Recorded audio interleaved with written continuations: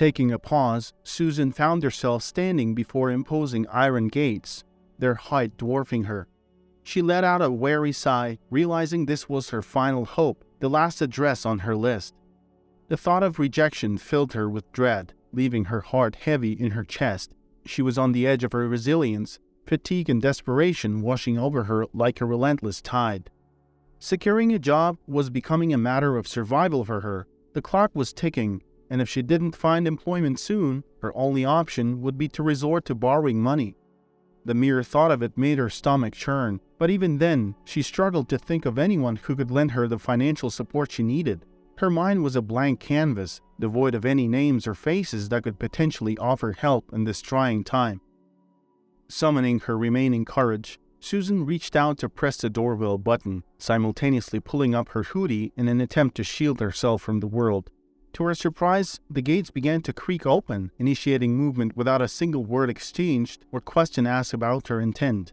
As the towering iron gates gradually parted, they revealed the stern face of a man, cloaked in the solemnity of a suit. His features were weathered, with a gloominess that seemed to match Susan's own desolation. A closer look confirmed her suspicion. He was a security guard.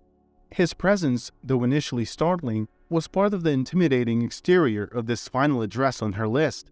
With a gruff voice, the man asked, "What do you want?"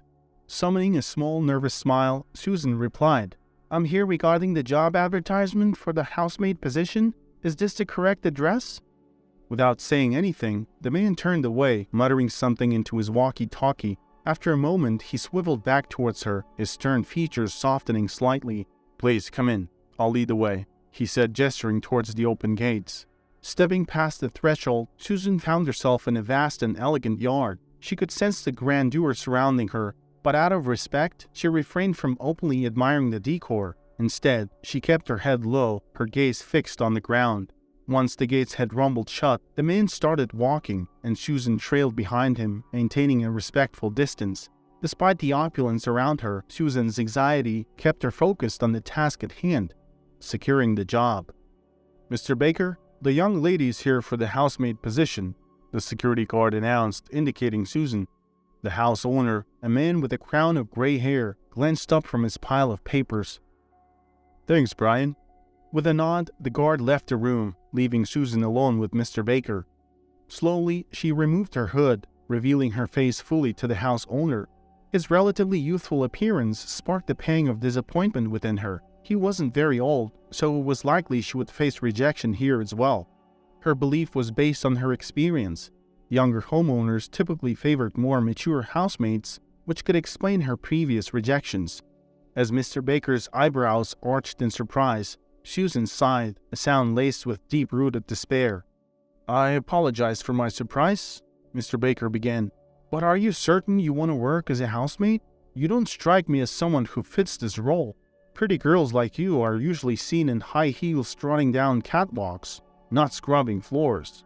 "Yes, I am certain about my decision to work as a housemaid. My appearance doesn't define my work capabilities. Besides, I'm over 40 now, so the catwalk isn't really an option for me," Susan defended her position.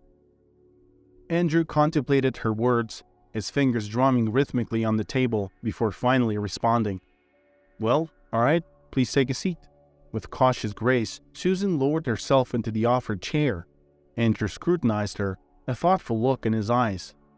"So, I'm guessing you don't have much experience in this line of work, do you?" Admitting the truth, Susan nodded. "Yes, this would be my first job as a housemaid, but I assure you I'm a quick learner." Andrew looked at her seemingly puzzled. "I don't doubt that, considering your educational background, but I can't help but ask. You're attractive, well-educated. Why do you want to work as a housemaid?" At this question, a wry smirk spread across Susan's face. She felt she had nothing left to lose. After all, this was her last resort. "You're right. Once upon a time, my life looked completely different. I had a loving husband, a fulfilling job, a car, and a place I proudly called home. But what I didn't know was that my husband had a hidden vice. He was a compulsive gambler. His dangerous addiction led to his murder. And soon after, the people he owed large sums of money to came knocking on my door. In an attempt to pay off his debts, I sold everything, the apartment, the cars. But when I reached out to friends and colleagues for support, I found myself alone. Everyone turned their backs on me. Susan paused for a moment to gather her thoughts before she continued. I came to understand that the world I thought I knew was nothing more than an illusion. The truth of life is something else entirely. This realization served as a sort of system reboot for me. Now, I see no purpose in chasing after lofty aspirations. My focus is simple: earn my keep, ensure I have food on the table. That's all that matters to me now. That's quite an uncommon tale, Andrew commented, his brow creased in thought. Could it be depression? I assure you, I'm not depressed, Susan responded, her tone resolute. Do you think I didn't try to find a job fitting my qualifications? My specialty is very niche, but my personal history always seems to overshadow my capabilities. It's frustrating when people express sympathy yet offer no tangible help. I know you probably won't hire me either, but at least venting has made me feel a bit lighter. With that, Susan rose from her seat, ready to make her exit. As she made her way towards the door, Andrew's voice echoed. Wait, she halted mid-stride, turning around in surprise. You're hired, he declared, causing Susan's eyes to widen in disbelief. I do have one more question though. Was this your first attempt at applying? No, Susan replied, a hint of relief seeping into her voice. Your house was the last on my list. Why didn't the others hire you? Andrew asked, curious. With a shrug, Susan simply said, the wise were against it. At her response, Andrew let out a hearty laugh. I should have guessed. Well, welcome aboard. My wife passed away 11 years ago. You won't have to worry about any objections here. Susan found herself acclimating quite well to her new environment, largely due to the homeowner's assistance. Andrew was always patient, taking the time to demonstrate how various tasks should be performed. For some reason, he seemed to apologize frequently, which Susan found oddly comforting, a testament to his kind and understanding nature. We had an elderly lady working here before you, Andrew confessed one day. She was the only housemaid we've ever had. 2 months ago, she decided to retire for good, planning to spend her time with her grandchildren. I tried my best to keep the house clean and even cooked meals. I'm used to cleanliness, but it turned out to be a more challenging task than I anticipated. At his earnest admission, Susan couldn't help but burst into laughter. It's not as difficult as you might think, she reassured him. The key is understanding your responsibilities and ensuring tasks are completed on time, just like any other job, really. Despite her initial optimism, Susan quickly realized that her job wasn't going to be easy. The house required a significant amount of work. Though not immediately noticeable, a layer of dust had settled everywhere, indicating that the house hadn't been cleaned thoroughly for quite some time. And the kitchen, she discovered, was a completely different challenge altogether. The state of disarray spoke volumes about the daunting tasks that lay ahead for her. One evening, after they had finished dinner, a meal Andrew insisted she share with him whenever they didn't have guests, he made an unexpected proposition. Susan, the weather outside is quite lovely, he began, his voice tentative. I hope I'm not overstepping, but would you be open to sharing a glass of fine wine with me? I've forgotten how good fine wine even tastes, Susan confessed. As they settled into the rocking chairs, they engaged in relaxed conversation. Andrew broke the silence. I have a daughter. She lives in Portugal. She initially went there for her studies, but decided to stay on. Now I just send her money every month.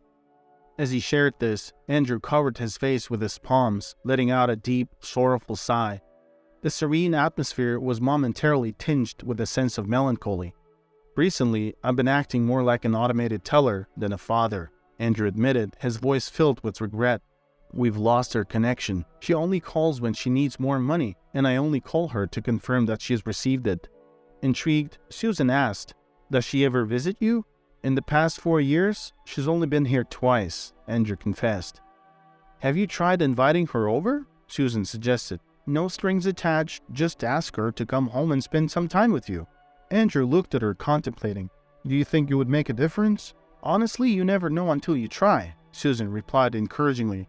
Andrew spent the next week mulling over Susan's suggestion, weighing its potential and considering the implications. Every evening, Andrew and Susan found themselves seated on the patio, engaging in deep conversations. Andrew only broached the topic of Susan's past once, respecting her privacy and demonstrating a sensitivity towards her difficult history. You know what, Susan? I genuinely appreciate you, Andrew said one evening, his tone sincere. both as a person and as a housemaid. There's a certain warmth that you exude. Since you started working here, this house has begun to feel more like a home. I want you to take your time here to heal, to regain your strength, but eventually, I believe you should reclaim your life. A vibrant woman like you shouldn't be lost to the world. Don't misunderstand me. I'll support you in every way I can." Susan offered him a melancholy smile.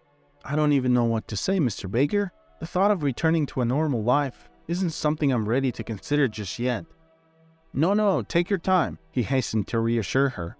"I didn't mean to rush you. If it were up to me, I'd be delighted to have you continue to care for my house and stay here for as long as you need." Susan laughed, her spirits visibly lightening. "Honestly, I never thought we'd have this conversation. I must apologize, but when we first met, you seemed quite intimidating."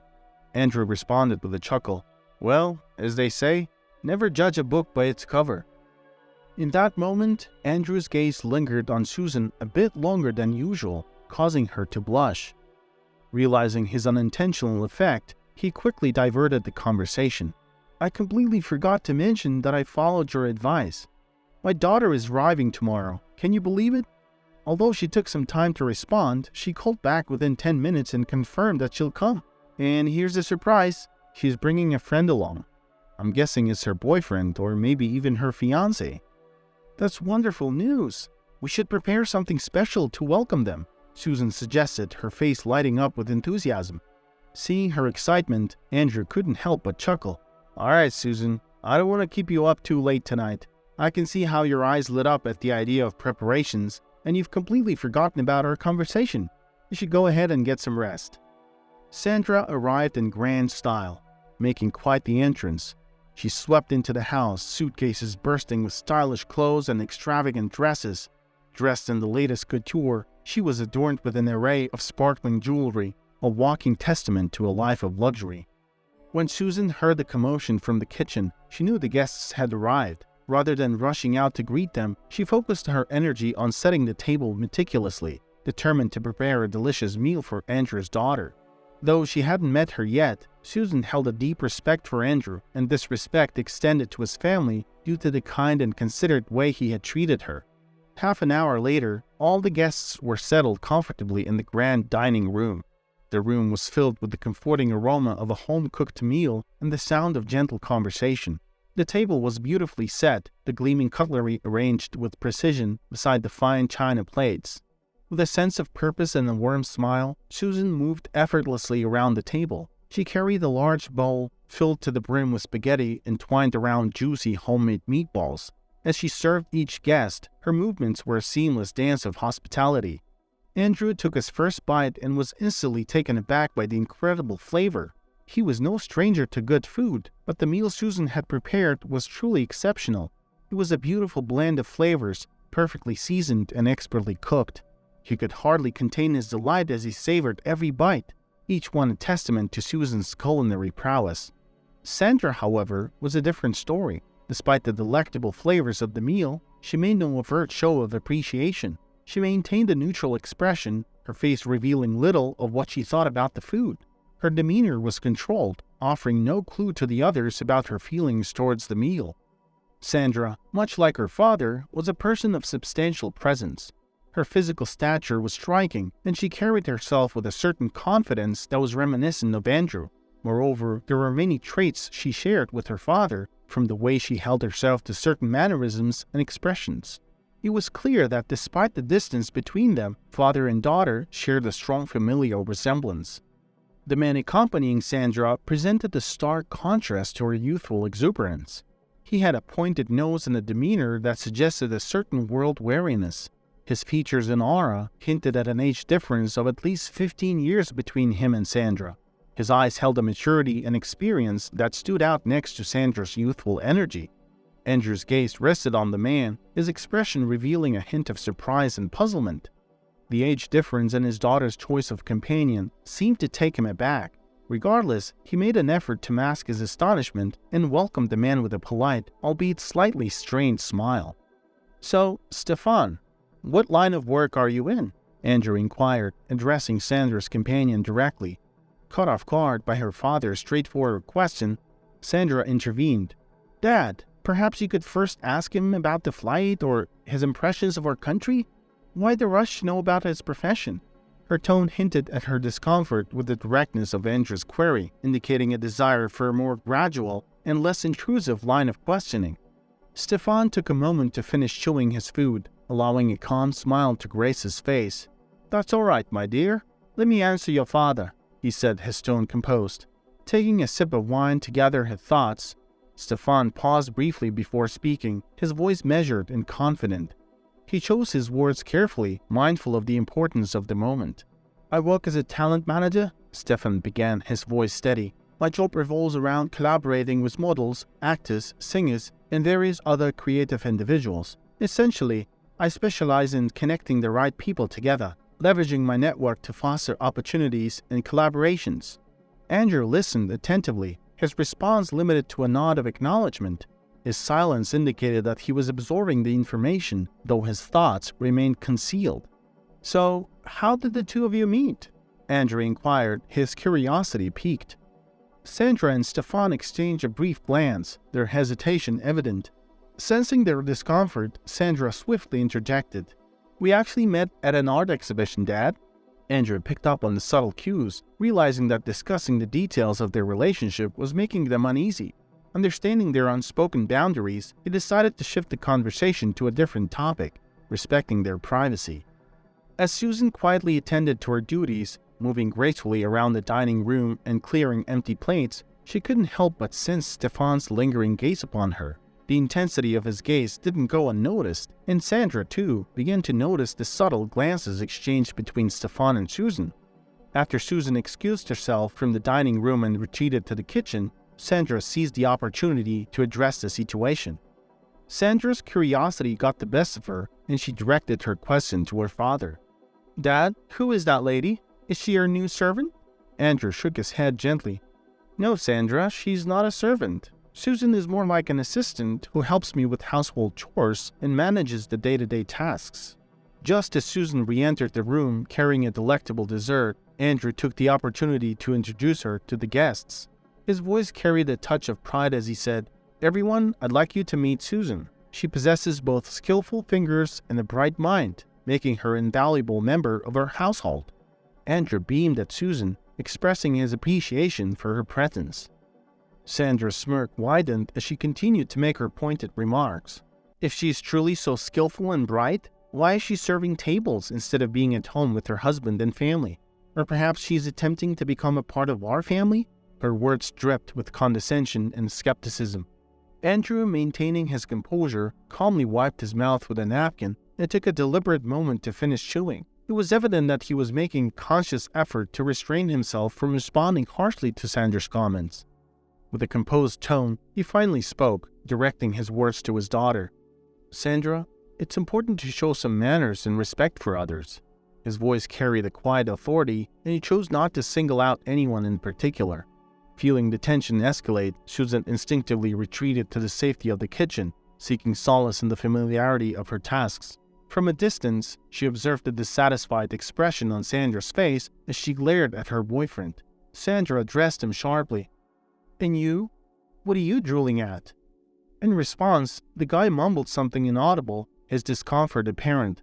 He abruptly rose from the table and made a swift exit from the room. Sandra hurried after him, calling out, "Stefan? Stefan, wait!"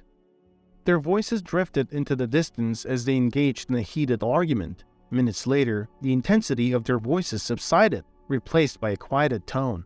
The kitchen stood silent, leaving Susan with her thoughts as she continued to attend to her duties, uncertain about the unfolding dynamics between Sandra and Stefan. Andrew's gaze turned towards Susan, a hint of concern in his eyes.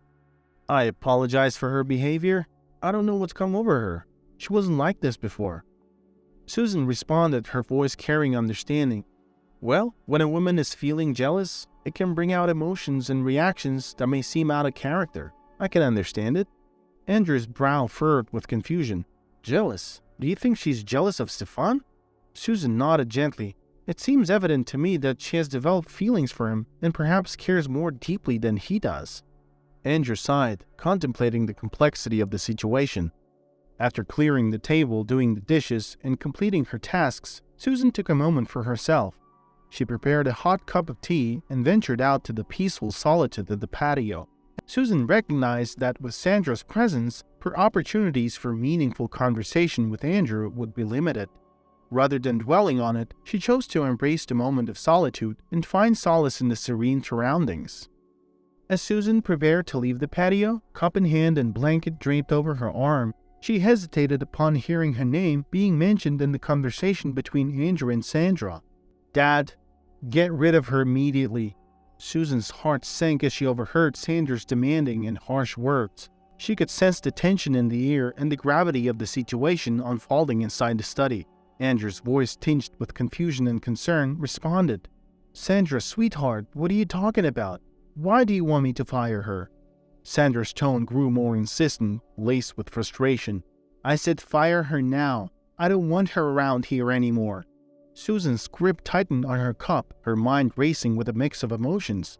She hadn't anticipated such animosity from Sandra, and the abrupt demand left her feeling vulnerable and uncertain about her place in the household. Andrew's silence was palpable, a tangible weight hanging in the air as he processed Sandra's demand. He approached the chair, slowly lowering himself into it and taking a deep breath to collect his thoughts. The room seemed to hold its breath, waiting for his response. "Well, first of all, I need to understand why you want her to leave.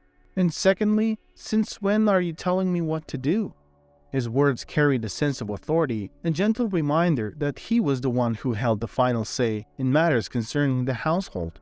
Andrew's tone was not confrontational, but rather conveyed a desire for understanding and open dialogue, hoping to reach a resolution that would satisfy both parties involved. "Dad, didn't you see what happened? Do you really think some servant's life is more important than your daughter's happiness?" Andrew's smile faded, replaced by a thoughtful expression as he contemplated Sandra's words. After a brief pause, he responded, his voice calm but firm. "What does Susan have to do with your happiness?" Sandra let out an exasperated sigh. "Oh my God, Dad, didn't you notice how Stefan is looking at her?" Andrew maintained his composure, taking a moment to collect his thoughts before replying. "If Stefan's attention is on Susan, then he's not truly devoted to you. A man who genuinely loves his partner won't seek out the company or attention of other women. And besides, couldn't you have found someone younger and more suitable for you?" His words carried a hint of both concern and fatherly guidance, aiming to offer perspective and remind Sandra of her own worth. Andrew was determined to protect his daughter's happiness, even if it meant addressing uncomfortable truths. Sandra's accusations grew more intense, her frustration evident as she continued to confront her father. "How can you defend her like that, Dad? Your assistant is purposely flirting with him." Andrew's patience began to wear thin as he thought to address the situation.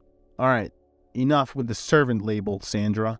Sandra persisted, insisting she knew Susan's intentions. "I can even see what she's thinking. If she can't have you, she'll settle for Stefan."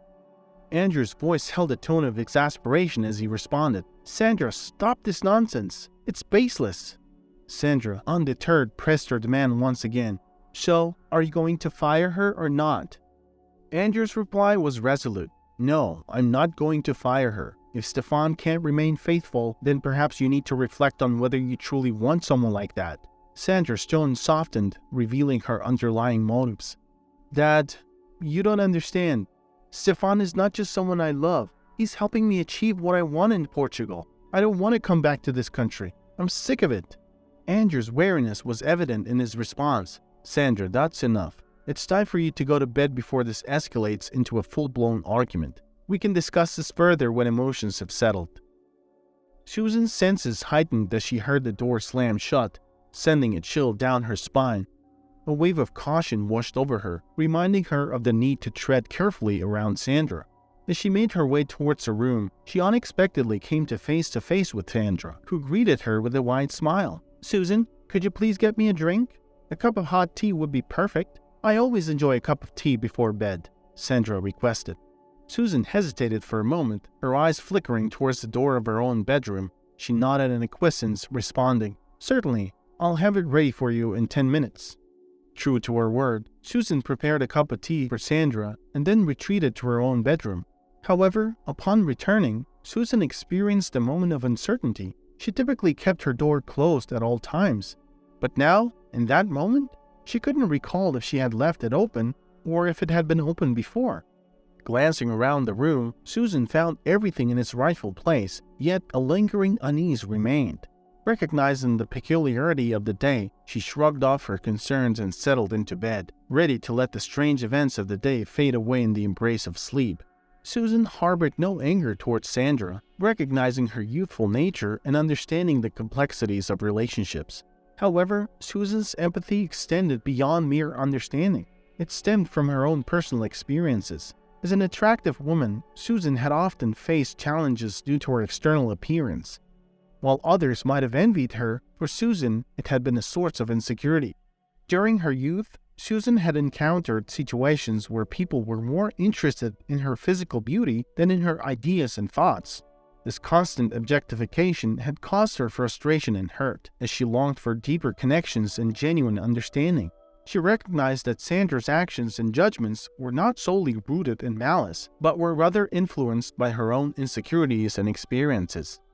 Susan tossed and turned in bed, her mind racing with a flurry of thoughts that refused to subside. Sleep eluded her as the weight of the day's events and the swirling emotions within her kept her mind in a state of restlessness. Frustrated by her inability to find rest, she finally decided to seek solace in the cool night air. Quietly slipping out onto the patio, Susan breathed in a crisp night breeze, hoping that the gentle touch of the wind on her face would help calm her restless thoughts. The moon cast a soft glow, illuminating the surroundings and providing a serene backdrop for her contemplation. With each breath, Susan allowed the fresh air to wash away the heaviness in her chest, finding a sense of peace and clarity in the stillness of the night. As Susan prepared to retreat back to her bedroom, she caught a glimpse of a faint beam of flashlight emanating from Andrew's study.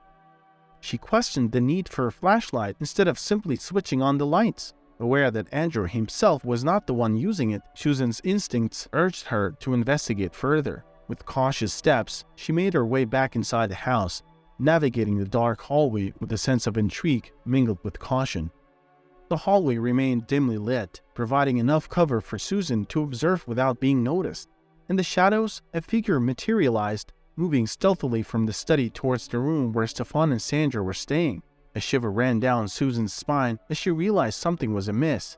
An air of secrecy and uncertainty hung in the air, fueling her curiosity and concern. As Susan focused on preparing lunch in the kitchen, the tranquility of the morning was abruptly shattered by the sudden intrusion of chaos. Sandra burst into the room, her face contorted with anger and frustration. Andrew followed closely behind, his expression a mixture of concern and urgency. "Dad, you know that I wouldn't have taken it, let alone Stefan. There isn't anyone else except her." Sandra's voice carried a mix of frustration and despair, emphasizing the gravity of the situation. Her words seemed to imply that Susan was somehow involved or responsible for the predicament at hand. Andrew, his eyes filled with desperation, turned to look at Susan, seeking some sort of resolution or guidance in the midst of the chaos. His gaze conveyed a plea for understanding, a silent request for Susan to shed light on the situation and offer a path forward. Susan's heart skipped a beat as she heard Andrew's request for her to accompany him to her own bedroom. A sense of unease washed over her, and she fought to control the surge of emotions that threatened to overwhelm her. Susan responded with a measured tone. "Okay, sure." She followed Andrew, her steps guided by a mix of curiosity and trepidation, as they made their way towards her bedroom, uncertain of what they would find inside. As Andrew cautiously entered, his movements were hesitant and lacking in conviction. It was evident that he wasn't fully committed to searching through Susan's personal belongings. He feigned an attempt to rummage through the drawers and closet, his actions merely a facade. Perhaps he was seeking confirmation rather than concrete evidence. Suddenly, Sandra's voice pierced through the halls, loud and filled with accusation. Her words echoed the sentiment that someone from outside couldn't possibly have stolen the key, insinuating that someone within her midst was responsible. Susan's mind raced, trying to make sense of the situation. Her heart ached as the accusation indirectly targeted her. As Sandra entered Susan's room, a wave of contempt laced her voice as she addressed her father. "Did you search everywhere, Dad?" Her tone dripped with accusation, insinuating that Andrew hadn't been thorough enough in his search. Andrew, though hesitant, affirmed his efforts. "Yeah, I did." Silently, Sandra began her own inspection, meticulously combing through Susan's belongings. She left no stone unturned, peering into drawers, examining the closet, and even checking under the bed and behind the shelves. Then, Sandra's attention was drawn to Susan's purse, perched on a stand in the middle of the room. She pointed towards it, her voice filled with curiosity and accusation. "What's in that?" she questioned, her finger directed at Susan's purse. Susan, caught off guard by the sudden scrutiny, shrugged her shoulders. "They're my things? Like a makeup kit? My phone?" "There are a lot of things," she responded, her voice tinged with confusion. Sandra stepped forward, her gaze unwavering as she picked up the purse. With deliberate actions, she opened it, causing its contents to spill on the table. Among the items that fell out was a key. Sandra's shock was palpable as she recognized it. Gasping, she confronted Susan and Andrew with a mixture of surprise and satisfaction. "That's my dad's keys to his safe. What is it doing in your purse?" Sandra's accusation hung heavy in the room, leaving Susan utterly bewildered and caught off guard by the unexpected turn of events. Sandra's slight smile and cryptic words only added to the mystery, leaving everyone present grappling with the revelation and its implications. Andrew's expression twisted with a mixture of frustration and resignation. He addressed Susan with a sense of remorse in his voice. "Susan, I apologize. I understand that a simple apology is not sufficient to make up for the confusion and distress caused by the situation. Please don't go anywhere." Turning his attention towards Sandra, Andrew's tone grew stern. "Sandra, you're coming with me." Sandra, seemingly incredulous, protested vehemently. "Dad, what are you talking about? Why are you apologizing to the thief? I told you she manipulated you, got you obsessed with her, all to carry out her plans." He listened patiently, absorbing her words without interruption. However, as Sandra's questioning came to an end, Andrew's response held a hint of sadness and disappointment. "Sandra, my dear, I know it was you who planted the key in Susan's purse. I cannot explain how I know, but the truth has become clear to me." Sandra's face fell, a mixture of shock, guilt, and shame washing over her features. The weight of her actions bore down upon her, leaving her feeling lost and exposed. She had never anticipated that her father would uncover her deceit, and the realization now consumed her with a deep sense of shame. "Despite everything, please understand that my love for you is unwavering. I would do anything to make you happy." He paused, steeling himself for the difficult revelation he was about to make. His voice, though tinged with sadness, remained steady. "There is something else I need to share with you, and I understand that it won't be easy for you to hear." Andrew's gaze locked with Sandra's, conveying both love and the weight of a difficult truth that was about to be revealed. "Sandra, sweetheart, it's ironic, but you have unknowingly prevented a great theft." Sandra frowned in confusion. "Have you ever told Stefan about what I do for a living?" "Dad, he's my boyfriend and a future fiancé. Of course I share about my family with him." That's when everything clicked for Andrew. He told her daughter about Stefan, who was sneaking around in her father's study late at night that day, thinking everybody was asleep. He was looking for the keys to the safe. The safe contained important papers that some people were ready to pay a large sum for. As Andrew talked, Sandra had flashbacks to every time Stefan asked her specific questions. It slowly dawned on her. Sandra was getting mad at herself and at her boyfriend. She wanted to confront him, and as she turned to go and see him face to face, Andrew stopped her. "He's on his flight back to Portugal right now. He left a fake note for you on the table. I hope you won't fall for that." But Sandra was adamant. She picked up her phone and stormed out. 2 hours later, the door screeched open. Sandra burst into the room, her tear-streaked face revealing the pain and regret that had consumed her. Andrew, visibly concerned, immediately turned his attention to his distraught daughter. "Sandra, are you okay, honey?" he asked, his voice filled with a mixture of worry and empathy. Amidst her sobs, Andrew managed to speak between gasps for breath. "Dad, you were right. He was indeed a scammer. He didn't even talk to me. He just left." It was clear that the reality of her situation had come crashing down upon her, leaving her feeling vulnerable and alone. "Hey, it's okay, baby girl," Andrew hugged and comforted his daughter. If it wasn't for Susan, who saw everything and informed me on time, I don't know if you'd ever find out the truth about him." Sandra turned to Susan, her eyes filled with remorse. "I'm really sorry." Susan's smile was genuine, her forgiveness immediate. How could she hold on to any grudges when Andrew's hand was subtly squeezing hers, a silent gesture of support and unity? In that moment, Susan realized the power of compassion and the strength that could be found in forgiveness. She reached out her other hand to gently touch Sandra's arm. "It's okay, Sandra," Susan said, her voice filled with warmth and understanding. "We all make mistakes. What matters now is that you've learned from this experience. We're here for you." Andrew's reassuring presence, coupled with Susan's forgiving nature, created a sense of solace and unity within the room. As Sandra's tears continued to flow, a glimmer of hope emerged amidst the pain as the family started the process of healing and rebuilding their bonds, stronger than ever before.